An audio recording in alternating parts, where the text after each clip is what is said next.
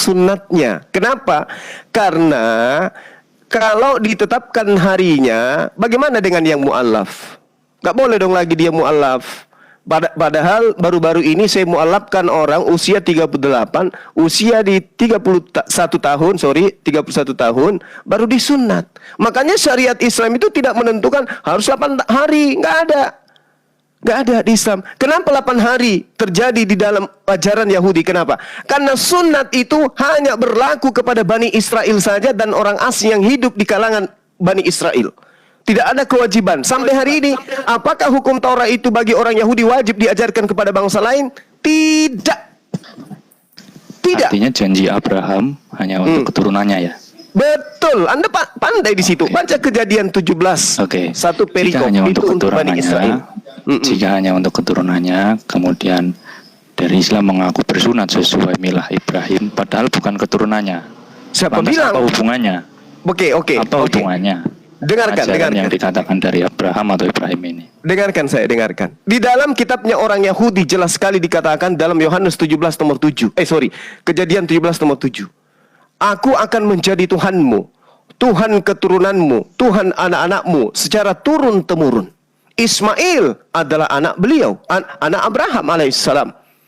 Keturunan Ismail semuanya bersunat. Makanya ketika baginda Rasulullah Muhammad sallallahu alaihi wasallam datang mengajarkan Islam, nggak ada sunat massal, nggak ada. Kenapa? Semua orang-orang Quraisy pada masa itu sunat semua karena mereka menjadikan itu adalah tradisi dari nenek moyang mereka. Keturunan Ismail semua kudu wajib bersunat. Nggak ada itu Anda cerita begitu Abu Bakar masuk Islam disunat, begitu Umar masuk Islam disunat, nggak ada. Mereka semua sudah bersunat sama seperti orang Yahudi. Mereka lahir sunat mereka itu. Jadi kalau Anda mengatakan nggak ada hubungan, ada hubungannya. Itu perjanjian kekal Tuhan. Dan juga di dalam Al-Quran surah An-Nahl ayat 123 jelas kok dikatakan di sana. Ikutilah ajaran Nabi Ibrahim yang lurus. Beliau bukan orang musyrik. Nah, ketika kemudian kedudukan perintah ini datang kepada Abraham untuk bersunat, perintah ini juga datang kepada baginda Rasulullah Muhammad SAW untuk bersunat. Dan itu diajarkan kemudian kepada umatnya. Siapa umatnya? Litubayyina linnas ma nuzzila ilaihim wal'allahum yatafakkarun. Rasulullah Muhammad SAW diutus untuk seluruh umat manusia. Yesus diutus hanya untuk Bani Israel saja. Maka sejatinya ketika Anda menggunakan akal sehat, Anda jadi Muslim, menjadi Islam Anda. Kenapa? Pak Suma, silakan. Ya. Seandainya dikatakan itu adalah perjanjian kekal, artinya waktu yang ditentukan pun harus sesuai 8 hari seperti tertulis dalam Kejadian. Makanya saya bertanya, bagaimana milah Ibrahim itu sebenarnya? Apakah sama dengan Abraham? Abraham disunat di usia rentah. Bukan 8 hari. Itulah. Apa kita harus menunggu usia 80 baru kita sunat? Sesuai dengan Kejadian. Di kitab Kejadian dikatakan disunat pada perjanjian kekalnya apa dulu? Perjanjian kekalnya apa? Sunat kan? Seperti makanya saya bilang ada nggak waktunya? Harus 8 hari atau di Islam itu tidak ditentukan harus wajib 8 hari. Nggak ada. Nggak ada. Jika tidak, maka saya ingin membacakan pesan Rasul Paulus. Silakan. Filipi 3 ayat 2. Hati-hatilah terhadap pancing-anjing, hati-hatilah terhadap pekerja-pekerja yang jahat, hati-hatilah terhadap penyunat yang palsu. Yang mengajarkan sunat bukan di hari ke-8. Itu menurut saya. Di Filipi berapa yang Anda bacakan itu? Filipi pasal 3 ayat 2. Ini pesan Paulus.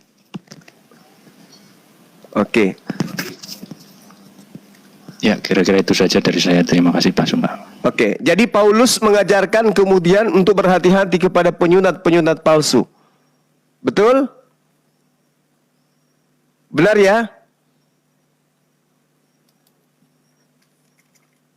Anda, dengarkan. Anda kemudian membawa pernyataan daripada Paulus agar berhati-hati kepada penyunat palsu.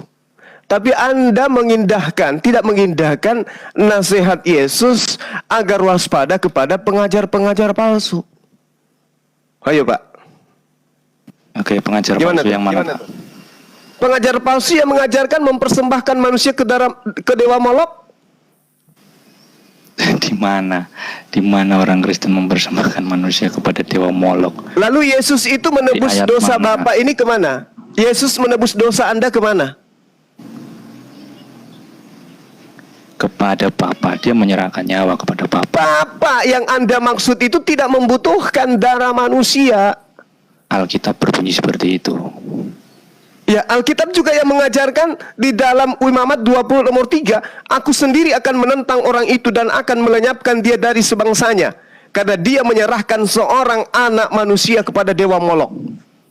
Siapa yang menyerahkan? Yesus menyerahkan nyawa.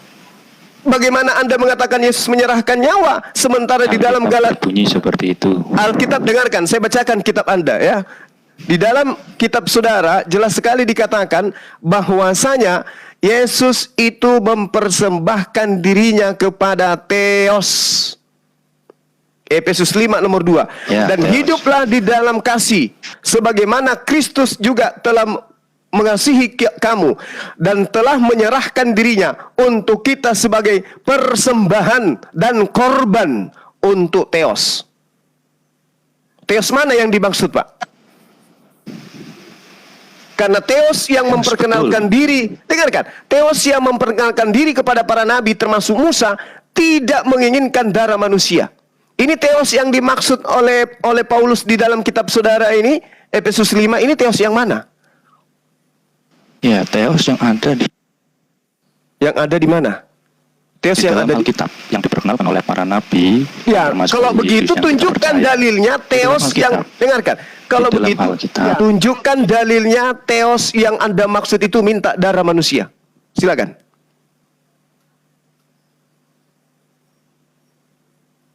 Mana ada minta darah manusia? Loh, karena tidak ada justru itu fitnahan Tidak ada Paulus. darah Dengarkan manusia. Pak Dok, Pak, dengarkan. Karena tidak ada Tuhan yang benar minta darah manusia, berarti Paulus melalui Efesus 5 memfitnah Theosnya para nabi meminta darah persembahan manusia. Ayo, gimana tuh? Yang mempersembahkan manusia itu siapa? Jangan membuat framing yang Efesus palsu. 5 nomor 2, Pak.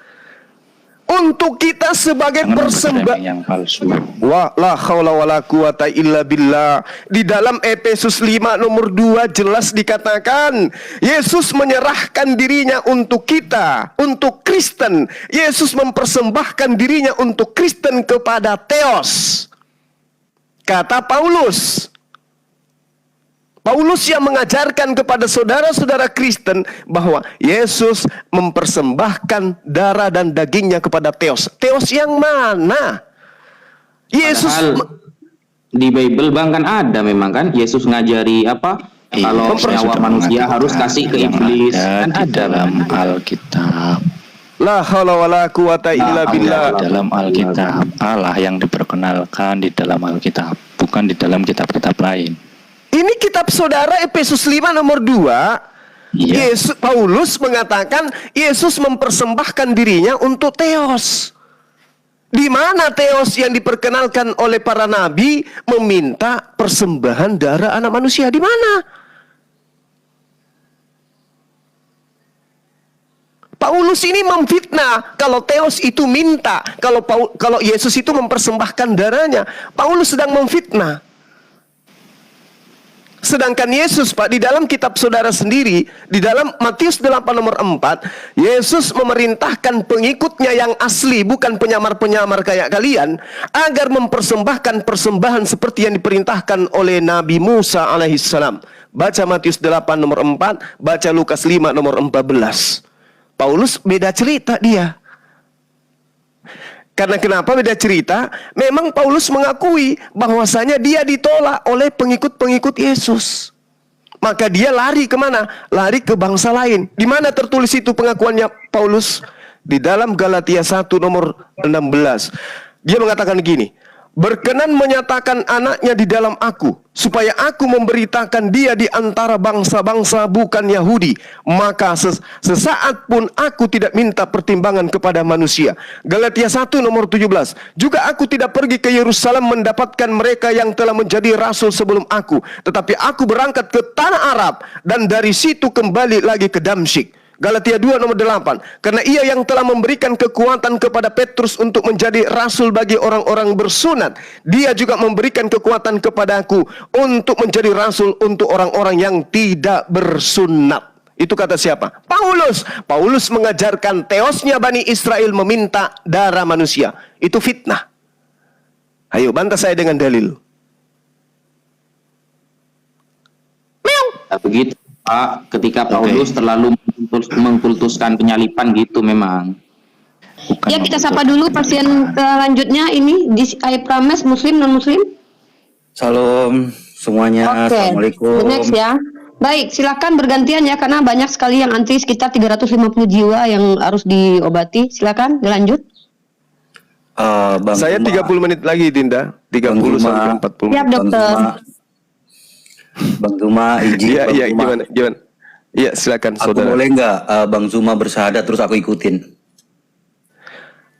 Boleh? Boleh? Boleh. Iya. Oke, bismillahirrahmanirrahim. Asyhadu, Bentar. Bismillahirrahmanirrahim. asyhadu Asyhadu Allah, Allah bukan Allah, Allah ilaha ilaha illallah illallah wa asyhadu wa asyhadu anna anna Muhammad Muhammad Rasulullah. Rasulullah. Ya, Terima kasih. gimana Bang. saudara? Terima Makasih. kasih Bang Zuma izin. Ya, Terima sebentar, kasih. bentar. Ini pasien pernah rawat jalan atau memang baru sembuh? Oke, terima kasih. Nggak apa-apa. Minum obatnya secara teratur biar sehatnya tidak menyebabkan sakit lagi ya. Terima Oke, kasih. pasien selanjutnya. Atau ada yang ingin sampaikan pengalaman berobat di rumah sakit kita di iPrames mungkin? No, cukup. Terima kasih. Oke, Masya Allah. Oke, Masya selamat Allah. datang di kebenaran ya. Anda menjadi Silakan, seorang muslim sekarang.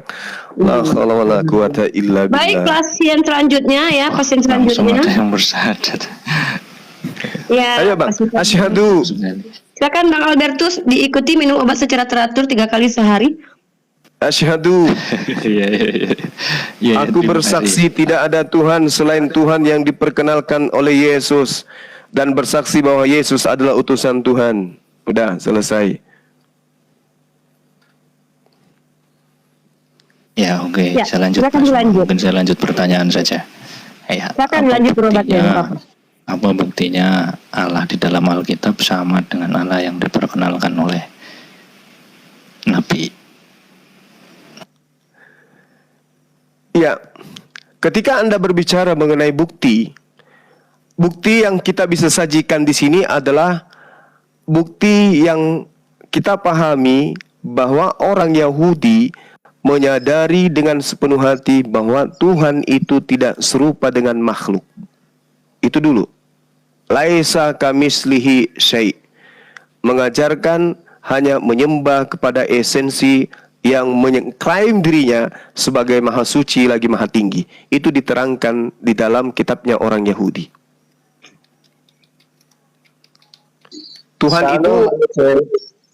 Tuhan itu di dalam pengajaran orang Yahudi, Bang, dikatakan dalam Yesaya 57 nomor 15 dan juga Yesaya 5 nomor 16, Tuhan yang kami sembah itu maha suci. Itu tidak bisa dibantah oleh siapapun. Cuma saya mau tanya, boleh tanya?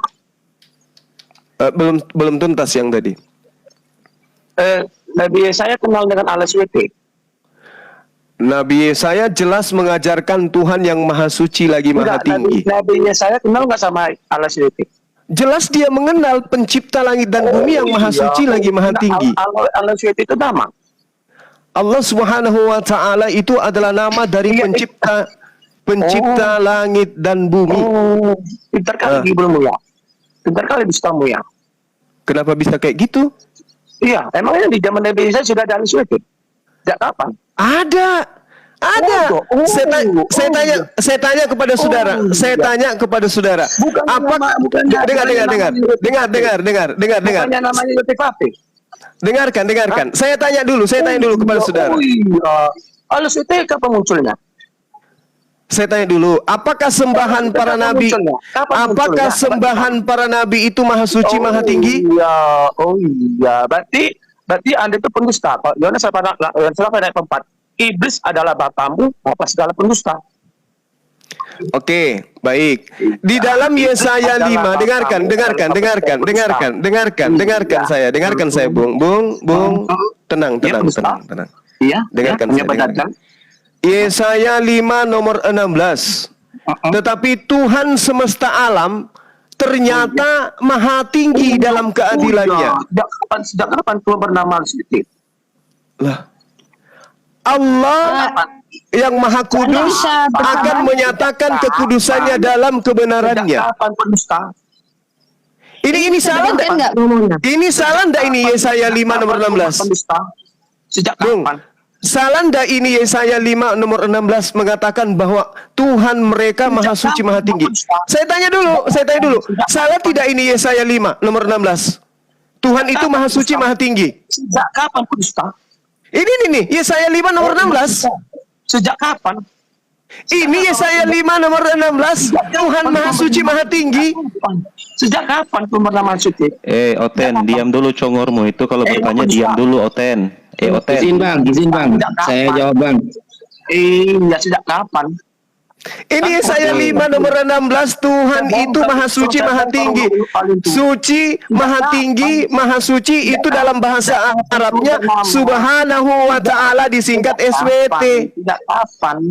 Ini sejak Yesaya 5:16 menyatakan diri. Saya seorang Yahudi. Sejak kapan dia menamai Tuhan itu bernama Al-Suti? Ini Yesaya 5 nomor 16, boleh Anda baca? Sejak kapan umat pendusta? Sejak kapan? Yesaya 5 nomor 16. Sejak kapan? Kami menyebut Subhanahu wa ta'ala Tuhan para nabi itu maha suci, maha tinggi. Sementara Tuhan kamu itu terkutuk. Tuhanmu terkutuk, Tuhan kami maha suci. Mampus. Oke, diturunkan kalau misalnya dia kesurupannya itu akut. Iya. Jadi gini saudara Riko, dengarkan di bawah dan juga teman-teman Kristen yang lain. Dia bertanya sejak kapan Tuhan itu maha suci, maha tinggi. Saya kasih Yesaya 5 nomor 16. Dia kan tanya, apakah Tuhannya Yesaya itu maha tinggi, maha suci? Ini jelas ini. Tetapi Tuhan semesta alam, Rabbus samawati wal ar, akan ternyata maha tinggi dalam keadilannya. Allah yang maha kudus akan menyatakan kekudusannya dalam kebenarannya. Subhanahu wa ta'ala, Tuhan maha suci, maha tinggi dinyatakan dalam Yesaya 5 nomor 16. Nah sekarang apakah Yesaya mengenal Tuhan terkutuk? Yesus telah mati di atas tiang salib dengan cara terkutuk. Sebab ada tertulis, terkutuklah dia yang disalib di atas tiang salib. Ini naik lagi nih pasien. Yesaya 5 nomor 16. Yesaya 5 nomor 16 itu apa?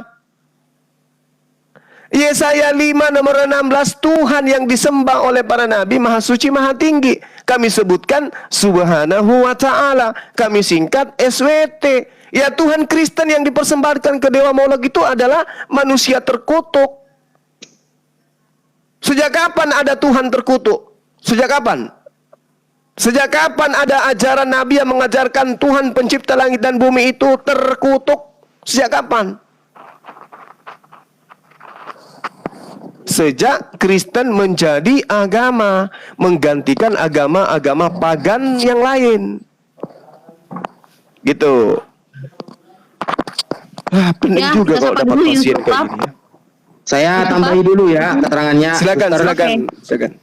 Ya, di dalam Yesaya, kalau memang Yesaya tidak mengenal Allah, seharusnya terjemahan-terjemahan dengan kata Allah itu buang di Yesaya. Yesaya itu berkali-kali menggunakan terjemahan Allah. Seharusnya Anda ya pakai Theos saja, jangan pakai Allah. Yang maha tinggi, yang maha luhur itu bahasa Arabnya Ta'ala. Makanya Subhanahu wa ta'ala disingkat SWT, maha tinggi, maha luhur. Terjemahannya maha tinggi, maha luhur, bahasa Arabnya ta'ala, subhanahu wa ta'ala. Itu Allah subhanahu wa ta'ala. Makanya Yesaya 43 ayat ke-10 sampai ke-11 ya, nomor 10 sampai 11 dikatakan bahwa sebelum aku tidak ada Allah dibentuk. Yang namanya Allah itu bukan bentukan, apalagi seperti manusia, apalagi jadi manusia. Dan sesudah aku tidak akan ada lagi.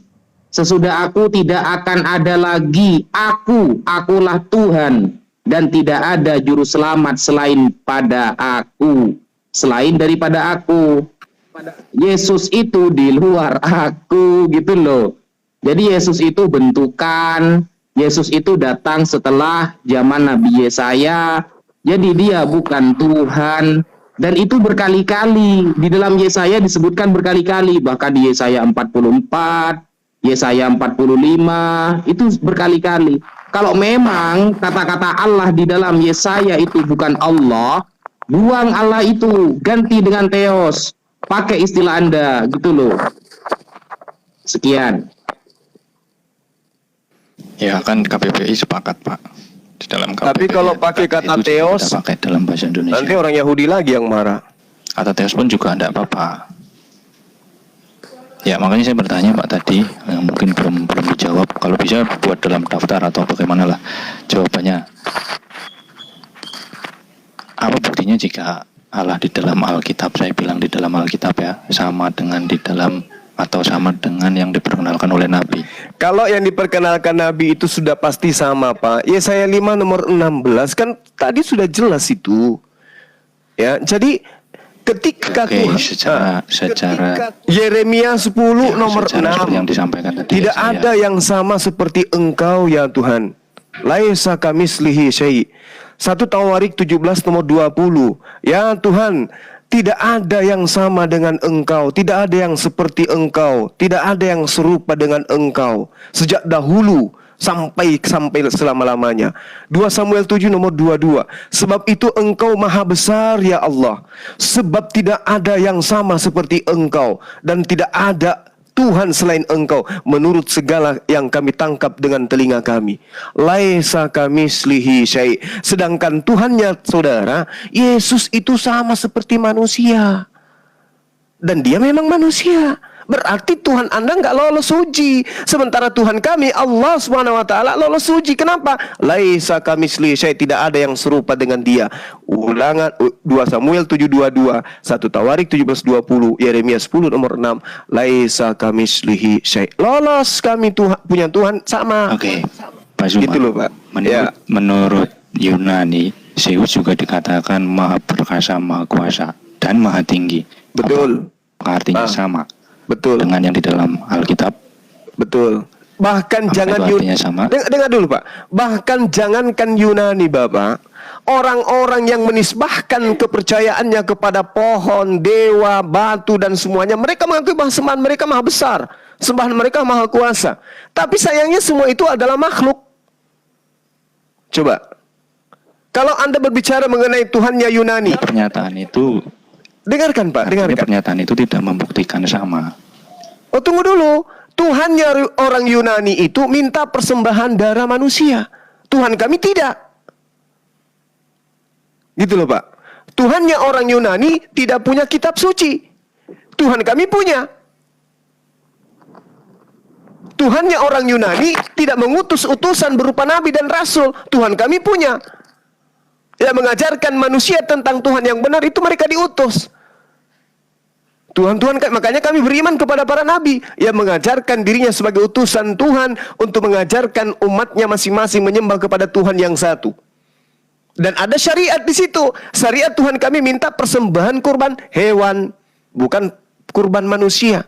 Tuhannya Yunani minta persembahan darah manusia, sama seperti Tuhan Anda. Makanya yang tadinya Yesua berubah menjadi Yesus. Untuk mendudukkan perkara Zeus masih ada di dalam aura-aura Kristen.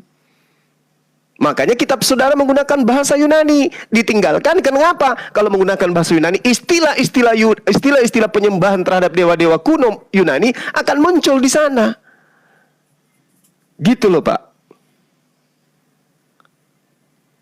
Oke, artinya pernyataan Tuhan manapun mengatakan maha tinggi maha suci bukan berarti sama dengan pernyataan di dalam Yesaya. Oke, langsung ke intinya saja. Intinya itu ada di endingnya, Bapak. Umat Islam sekarang ketika Anda mencari sisi wujud Tuhannya, Anda tidak akan temukan. Tuhannya para nabi Anda cari wujudnya, Anda tidak akan temukan. Tapi giliran menunjukkan Tuhannya orang Kristen, jelas. Hewan bertanduk 7, bermata 7, manusia yang berlato-lato, burung merpati. Jelas kok. Nggak ada bedanya dengan ajaran politeisme. Tapi coba Tuhannya orang Bani Israel. Tapi coba seperti apa wujudnya? Tunjukkan ke saya. Tuhan yang umat Islam seperti apa wujudnya? Tunjukkan ke saya. Tidak akan Anda pernah temukan. Tapi Tuhan yang orang Kristen, wow, jangan dibilang. Inilah yang kita bahas. Lalu Yesus Kristus dipersembahkan ke dewa siapa? Ya. Gitu loh, Pak. Oke. Saya mau mengatakan begini.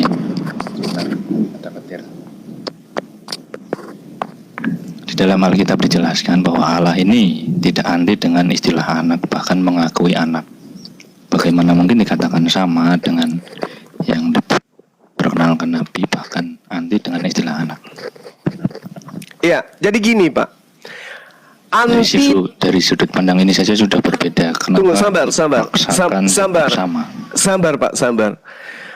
Ketika Tuhan menyatakan diri kepada para nabi, kalaupun digunakan istilah anak di sana, karena kita tidak lagi menemukan data yang akurat tentang kitabnya nabi-nabi tersebut, karena yang ada tinggal menyisahkan terjemahan dan terjemahan yang sudah direvisi dari tahun ke tahun, maka itu tidak bisa dijadikan rujukan. Anda harus menyadari bahwa yang disebut sebagai anak di sini adalah nabi, adalah rasul. Bukan anak dalam perspektif pemahaman Kristen hari ini. Makanya Tuhan Allah Subhanahu wa taala tidak mau memiliki anak dalam perspektif yang Anda pahami, Yahudi dan juga Nasrani. Di dalam Amsal 3 jelas sekali dikatakan, "Hai anakku, janganlah engkau menolak didikan Allah, didikan Tuhan Elohim, dan janganlah engkau bosan akan peringatannya." Jangan bosan, jangan kau ganti dengan ajaran Paulus, karena Tuhan memberi ajaran kepada yang dikasihinya seperti seorang ayah kepada anak yang disayanginya.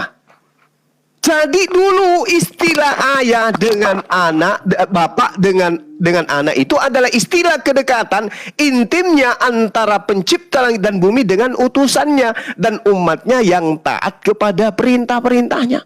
Jadi orang yang taat kepada perintahnya, Pak, itu sama halnya seperti anak yang mendengarkan perintah ayahnya. Ini dalil. Amsal 3, nomor 11, nomor 12, dan seterusnya. Sedangkan anak di dalam konsep Kristen, anak Tuhan adalah Tuhan. Ini yang dibantah oleh Al-Quran. Oke, sebentar Pak semua. Apakah artinya untuk umat yang taat kepada Al-Quran disebut sebagai anak Allah? Kekasih Allah, orang yang intim, orang yang dekat, nggak lagi disebut sebagai anak. Kenapa? Kalau disebut sebagai anak, ditakutkan di sekeliling umat Islam ada manusia-manusia error yang hatinya buta, matanya tuli, yang tidak lagi kemudian bisa menggunakan akal sehat. Summum bukmu umyum fahum la yarjun. Ditakutkan nanti orang-orang seperti itu menuhankan lagi anak-anak Tuhan. Makanya diganti. Nah, lagi menggunakan istilah itu. Karena istilah itu sudah diselewengkan oleh orang Yahudi dan Nasrani. Seperti Anda. Yesus anak Tuhan, maka dia disembah. Betul? Padahal anak Tuhan itu adalah kekasih Allah. Orang-orang yang mendengarkan didikan Allah. Baca Amsal 3, nomor 11, nomor 12. Itu sudah cukup untuk saudara saya untuk belajar. Oke. Artinya setaat apapun umat terhadap Al-Quran tetap tidak bisa dikatakan sebagai anak Allah. Dan konsep ini atau pengajaran ini sudah berbeda dengan yang diajarkan di dalam Alkitab. Allah tidak anti dengan anak, dan bahkan Allah mengakui anak-anaknya. Maka dari itu sebaiknya kita konsisten. Anda salah. Di dalam kitab Anda salah memahami itu. Ketika saya mengatakan Allah Subhanahu wa Ta'ala orang Yahudi itu adalah orang yang kemudian dimurkai oleh Allah. Bahkan dikatakan dalam kitabnya mereka bahwa dia akan ditinggal oleh Allah. Kenapa ditinggal? Karena mereka kemudian menggantikan posisi Allah dengan sembahan-sembahan mereka. Bang Zuma, di dalam Alkitab dijelaskan Allah mempunyai anak. Itu Alkitab Siapa anaknya? Ya banyak. Siapa? Bahkan Israel, Yesus, Nah, oke. umat, Apakah pengikut, kemudian semua disebut apakah anak, tidak kemu- anti apakah dengan kem- anak. apakah kemudian mereka disembah anak-anak ini? Entah disembah atau tidak, yang jelas Nah, Allah itu di dalam dia Alkitab buktinya. tidak anti Buktinya dengan anak. Buktinya Yesus Artinya itu berbeda ini. ya jelas aja berbeda. Syariatnya berbeda, betul.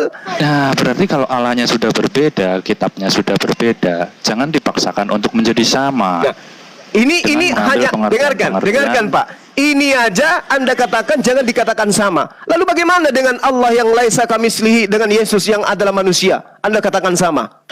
Itu di dalam Alkitab. Lah, itu dia Kita mengambil makanya Pak. sumber Alkitab, Makanya, iya. makanya saya katakan orang Yahudi sampai hari ini tidak mau menjadikan kitab Anda sebagai firman Tuhan. Kenapa? Di situ ada penyesatan. Yahudi Israel diakui sebagai anak. Jelas Allah tidak anti dengan anak di sini orang soleh, orang yang benar, orang yang taat mendengarkan didikan Tuhan, atau anak dalam perspektif Kristen, anak Tuhan itu adalah Tuhan itu sendiri. Betul atau tidak? Saya mengatakan Allah di dalam Alkitab tidak anti dengan istilah Memang anak, tidak bahkan mengangkat anti. anak. Memang Bagaimana tidak dengan yang anti. diperkenalkan oleh Memang Nabi? Itu tidak yang saya anti. tanyakan. Dengarkan saya, memang tidak anti sebab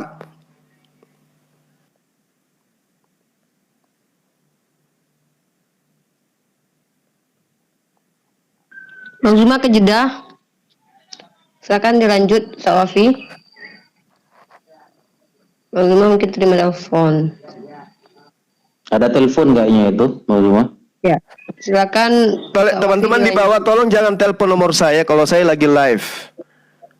Oke, paling juga Anda mau bertanya, salam kenal Bang Zuma.